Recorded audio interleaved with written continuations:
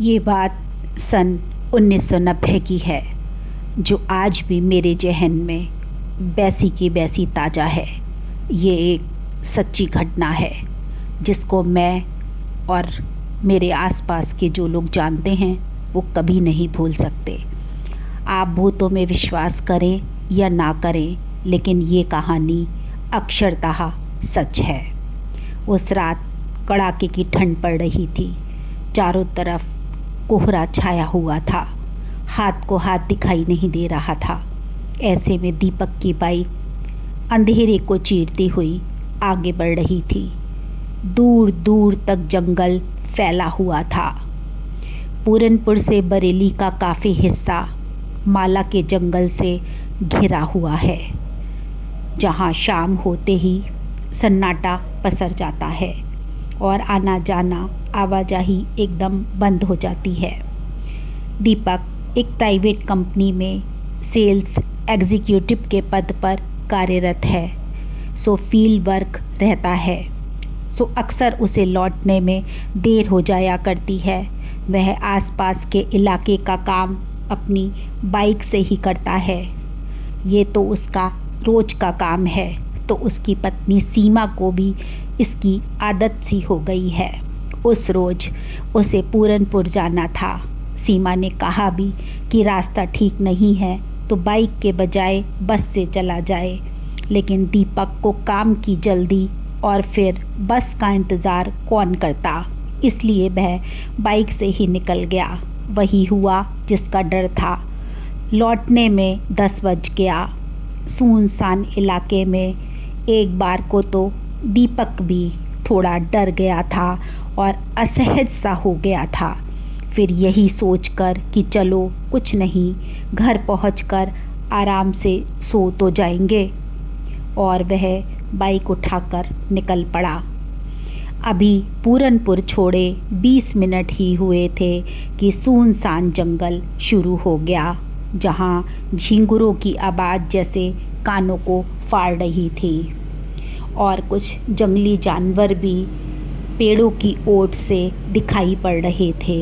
दीपक हिम्मत को रखता हुआ आगे बढ़ता रहा। उसके बाइक के पहिए कभी भारी से हो जाते। उसे समझ नहीं आता कि इस सड़क पर पहिए इतने भारी क्यों हो रहे हैं, लेकिन उसने अपनी हिम्मत को बिल्कुल नहीं छोड़ा और वो हौसले के साथ आगे बढ़ता रहा। वो इन सब बातों को झुठलाता रहा कि भूत प्रेत जैसी चीज़ भी कोई होती है। उसने डर को अपने ऊपर कभी भी हावी नहीं होने दिया। तभी उसे लगा जैसे सामने से कोई आ रहा है। फिर उसने नज़र उठाकर देखा तो देखा दूर दूर तक सुनसान सड़क थी, वहाँ कोई नहीं था। तो उसे कैसे आभास हुआ कि कोई आ रहा था। उसे लगा ज़रूर उसका ये वहम होगा, और वो अपनी स्पीड से आगे बढ़ता रहा। कई बार उसने सोचा कि स्पीड को तेज कर दूं, लेकिन वो ऐसा नहीं कर पाया। तभी अचानक उसने देखा कि सामने से एक औरत एक बच्चे का हाथ थाम कर आ रही है। वो बुरी तरह डर गया। उसे लगा कि कहीं ये किसी गांव की औरत तो नहीं है जिसको मदद की ज़रूरत हो। यहाँ आसपास तो कोई गांव झोपड़ा दिखाई नहीं देता, फिर ये कौन हो सकती है। तभी उसने देखा कि वो औरत उसकी बाइक के सामने आकर खड़ी हो गई। उसने जानना चाहा कि वो कौन है। तभी अचानक उसे अपने पीछे कुछ भारीपन का एहसास हुआ और उसे लगा जैसे उसके बाइक के पीछे आकर कोई बैठ गया हो और उसके कंधे पर हाथ रखा हो। उसकी बाइक के पहिए बिल्कुल भारी हो गए। उसने 2 बार पूछा कि पीछे कौन है, लेकिन कोई जवाब नहीं आया। तभी वो औरत उसे सामने फिर से दिखाई दी। अब इस बार वह बुरी तरह डर गया था और अपने कंधे में असहनीय पीड़ा को महसूस कर रहा था कि ये पीड़ा कहाँ से आई, उसे समझ नहीं आ रहा था।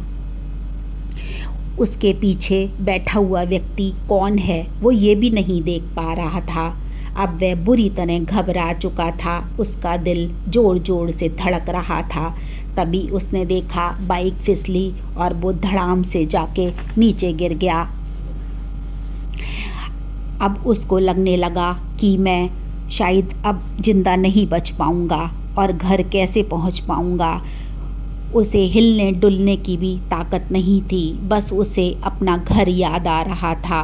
तभी उसे होश आया तो देखा कि वो एक अस्पताल में पड़ा हुआ है।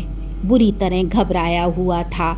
उसने चारों तरफ देखा कि कौन उसको लेकर आया, लेकिन उसे कुछ समझ में नहीं आ रहा था। तभी उसे अपने कंधे में वही असहनीय पीड़ा फिर हुई।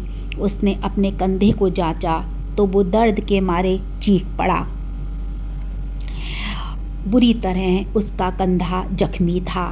उसने अपने कपड़ों को उतार कर देखा तो वहाँ गहरा घाव था और खून के निशान थे।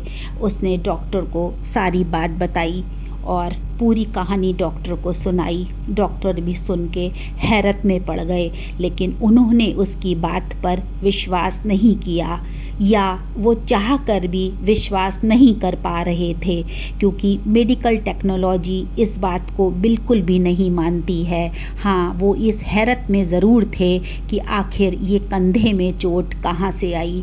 फिर उन्हें लगा शायद गिरने की वजह से लगी होगी, लेकिन उसके दिमाग में तो वही भूतनी बार बार उसके जहन में ताज़ा हो रही थी। उसे कुछ भी अच्छा नहीं लग रहा था। उसका मन विचलित था। डॉक्टर ने हालांकि मर्रम पट्टी अच्छे से कर दी थी और बता दिया था कि कुछ गांव वाले उधर से गुज़रे और ट्रैक्टर ट्रॉली में तुम्हारी बाइक और तुम्हें डालकर अस्पताल छोड़ गए थे। वो उन डॉक्टर नहीं जानते हैं कि वो लोग कौन थे।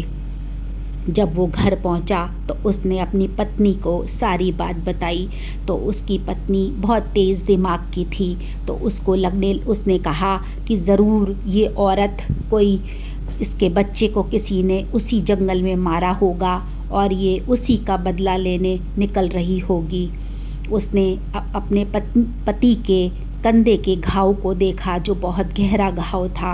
उसने उन्हें तसल्ली दी और कहा कि आइंदा से रात में वो कभी नहीं जाएगा। ये दोस्तों, ये कहानी बिल्कुल सच है। इसमें ज़रा भी कोई झूठ या लाग लपेट नहीं है। इस घटना को मैं कभी नहीं भूल सकती। ये मेरी आंखों देखी घटना है। आपके विश्वास करने या ना करने से इस कहानी को झुटलाया नहीं जा सकता। ये कहानी बिल्कुल सच है और ये कहानी का मकसद आपको डराना या मन को विचलित करना कदापि नहीं है। बस ये सच्चाई आपके सामने लाना बहुत ज़रूरी थी।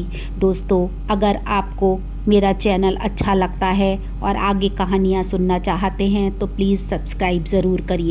मैं ऐसी और भी सच्ची और डरावनी घटनाएं आपके सामने लेकर आती रहूँगी। इंस्पायर एंड मोटिवेशनल कहानियों के अलावा हम पुनर्जन्म पर भी बात करेंगे। तो चलिए, नमस्कार दोस्तों।